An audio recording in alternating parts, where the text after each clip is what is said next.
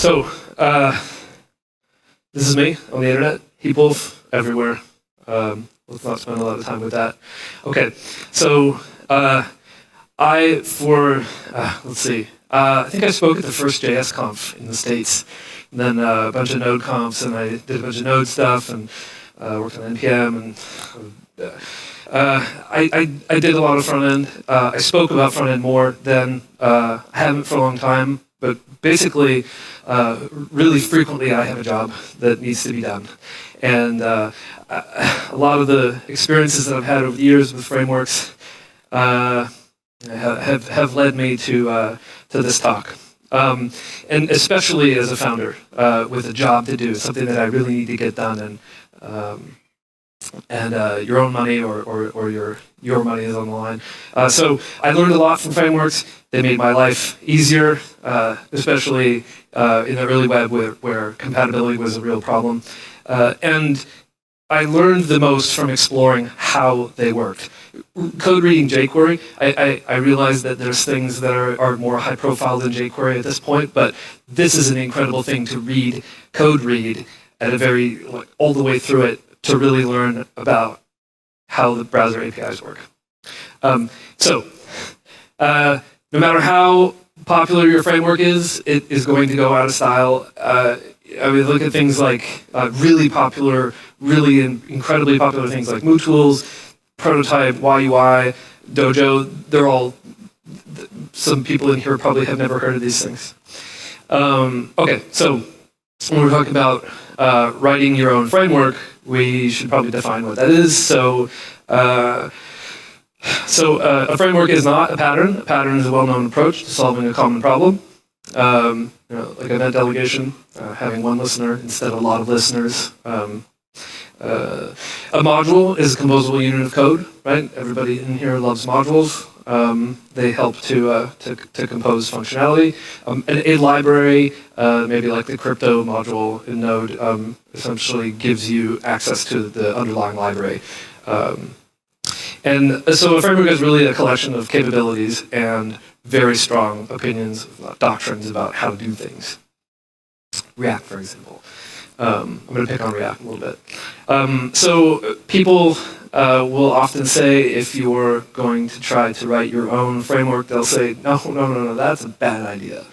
Don't reinvent the wheel. This is one of the worst platitudes I've heard by people who tend to have gatekeeping behavior.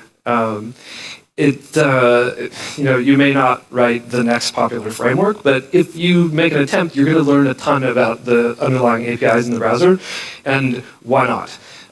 It's kind of like the question is you may not bring this framework to work. May not be something that you use at your job, but you'll learn a ton. And then when people are thinking about writing a framework, they say, okay, what about? Community size, longevity, ecosystem, but all these things are kind of addressed because the web platform kind of encompasses everything, all libraries, all modules, all frameworks, and it's kind of been around. Well, it's the web.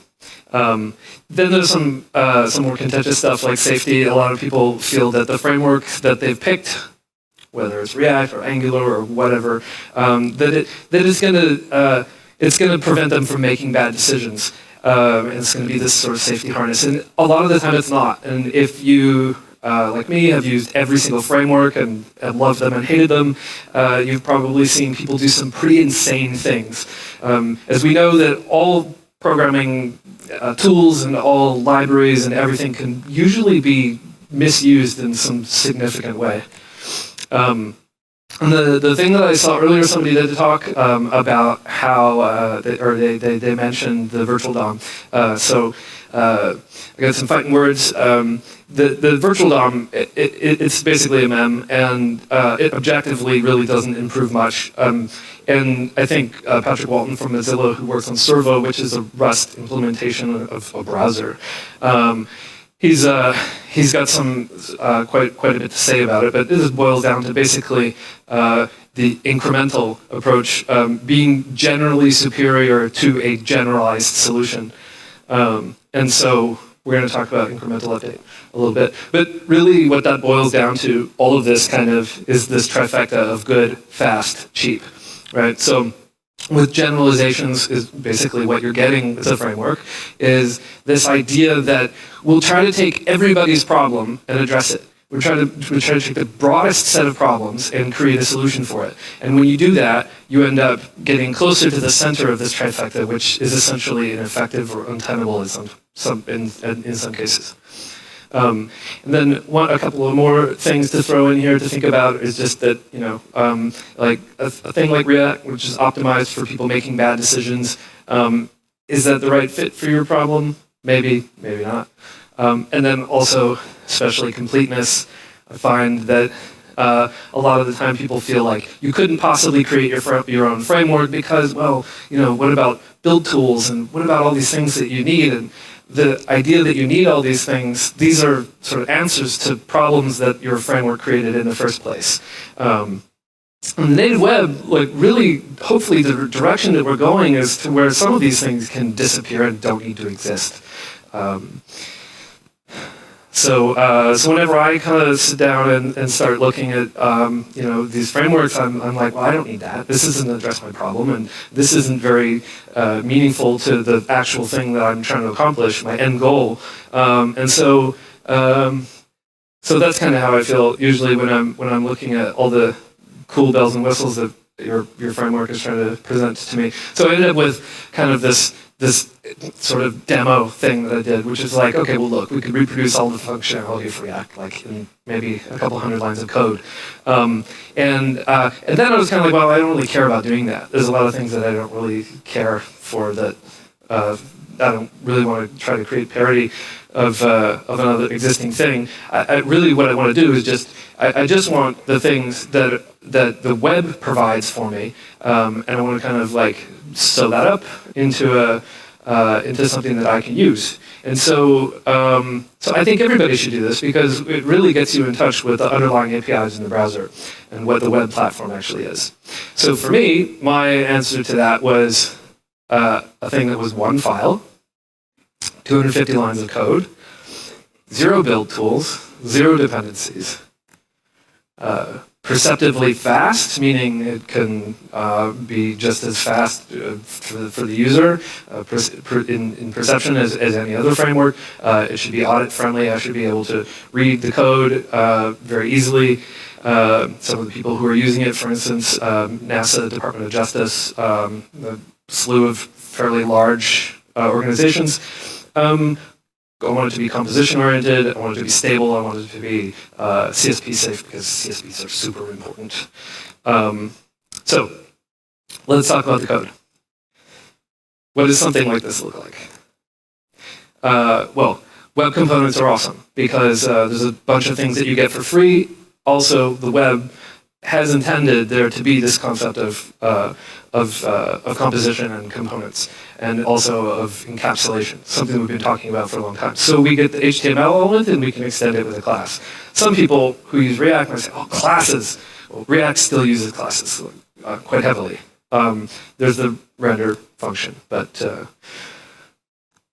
really, this is where it all started for me. And so there's a couple of interesting things about web components. Registering a component is really cool because you don't have to figure out where to attach it to the DOM.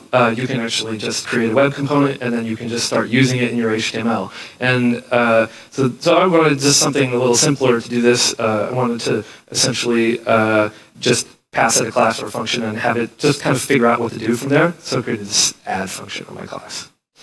And there's a couple of rules about what you can name a custom component, and so I figured, well, let's just abstract that away too, because that's not super important to have to deal with when I'm creating a component.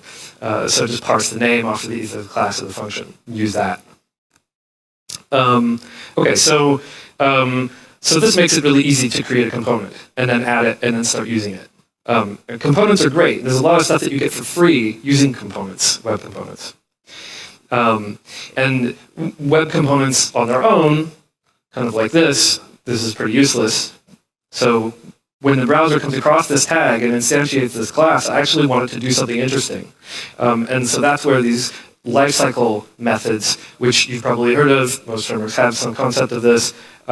Your connected callback, for example, is the function that is called when the tag is connected to the when the element is connected to the DOM. And so in this case, I'll just call a render function and attach it to the inner HTML of the component, right? So if I create a class that extends tonic, now I can call this render function. And then as you can see, if I create hello world in my HTML, the way that it gets rendered is with the content from the render function.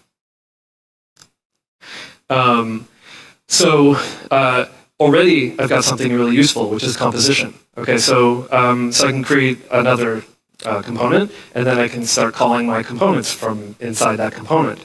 And so you can see already that this is becoming useful without even being anything very interesting. Web components are very cool. So one of the other things that's kind of interesting about web components is they have this concept of templates and slots and weird things that I'm not very interested in. I think they're a good starting point, but I think that the template system and other features of web components you can kind of opt out of. They're not required to be using web components. So template literals are cool because we can because inner HTML is fast enough, and we don't want to prematurely optimize, so we can just use that. And it's very clear, it's very semantic, it's HTML, everyone's familiar with it. So, but in this case, I'm just passing some kind of global variable into my template, which isn't very useful. It would be cool if we could get the properties off of the custom element and actually pass those to our render function. So, so in this case, what I do is I just create somewhere to put the properties, like on an instance property, and then enumerate over them, and then attach them to that.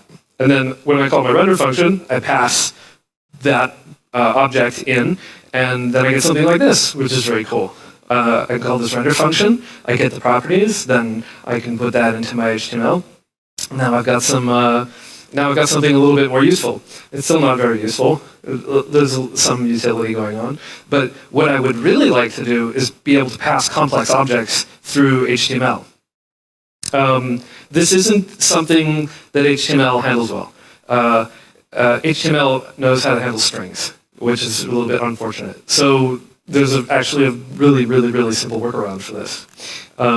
So I created an HTML method, which is actually a tag template literal. So I can pass a template tag to this, and then enumerate through the values that were added to it, and then rejoin that with HTML, taking the object and storing it off.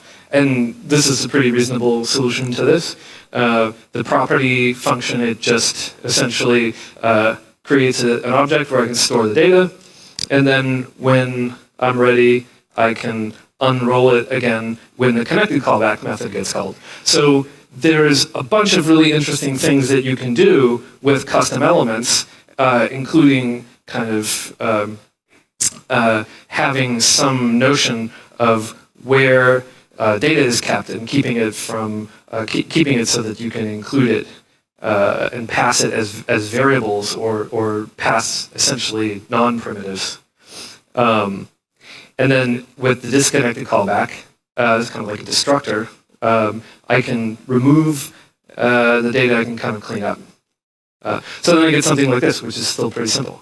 I'm able to I'm able to include my custom tag, call a render method, pass some complex object as a reference, and then when the render function gets called, I can unroll it, and then suddenly I've got some data. So we'll just say that the hello world custom component was smart enough to figure out what country we're in, and it used the item from the object there to fill in the right content.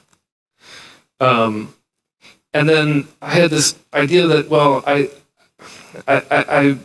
on a number of occasions I've inspected applications built with many frameworks where there's just a circus of event listeners everywhere, and I don't think that very many people are familiar with the event delegation pattern, and I feel like they should be, because there's a lot of a lot of cases where people are really confused trying to figure out what's happening with what and how it's bubbling and how it's capturing and how it's where the event is coming from or what's blocking what from a click.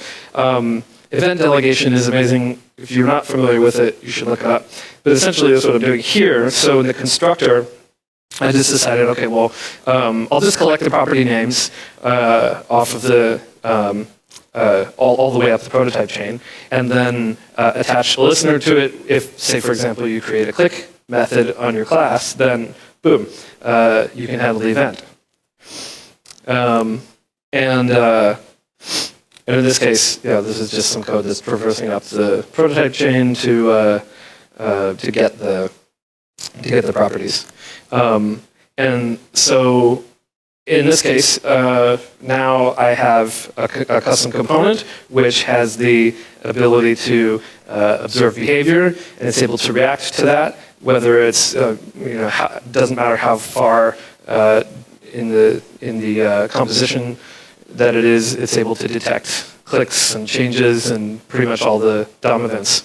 And then I was kind of like, well, there's this pattern where you want to figure out, okay, well, what was clicked? And there's a pretty simple solution for this using some very nice, again, some dumb APIs, which are fast, which most of them are fast now. The matches and the closest function, which basically allows me to compare a selector to say, like, hey, was this the thing that you clicked on? And if not, we'll keep going up the DOM tree and trying to find a match for it. And so basically the conclusion to this, and is, I'm going to go back here, so if anybody's curious, they can actually see what this looks like. It's not trying to take itself too seriously, obviously, considering the domain name. But there's the idea of the web platform is to absorb interesting ideas that people create, and it's to take on ideas that are great. I mean, if you look how jQuery influenced the direction of the web with its selector library, if you look at just a lot of the things that have come along in userland that have competed to create the best ideas and that have yielded some of what the native platform is today, it's a huge number of things that individuals have come up with and people who've built small libraries. And so I recommend that everybody go out there and maybe don't ditch the framework that you're using today, but maybe you do create your own, and maybe you discover some great patterns, and the web takes that on. So thank you.